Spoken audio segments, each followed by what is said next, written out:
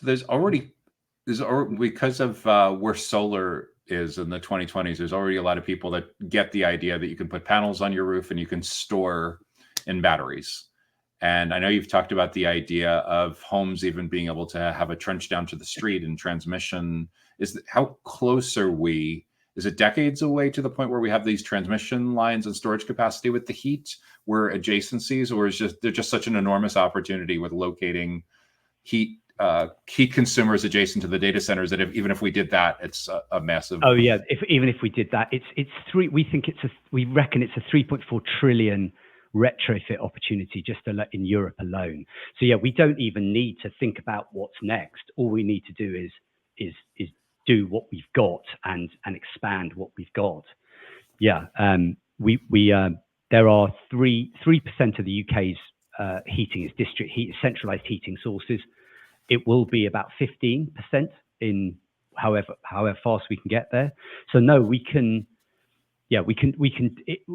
don't actually need to do anything different. We just need to accelerate what we're doing. Yeah.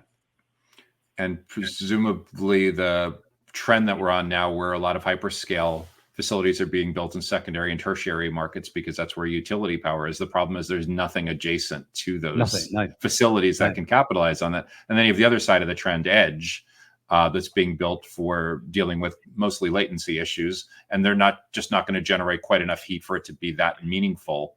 Yeah, there's a lot of education that needs to go into getting these conversations started.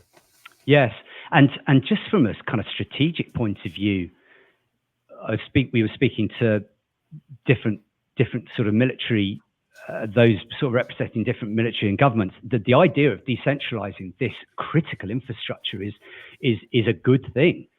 You know, we're presenting a much larger attack surface in terms of building this stuff, building it in a centralized manner, actually having it in the fabric of our towns and cities, distributing it is. Even from that point of view, it's a good thing to do.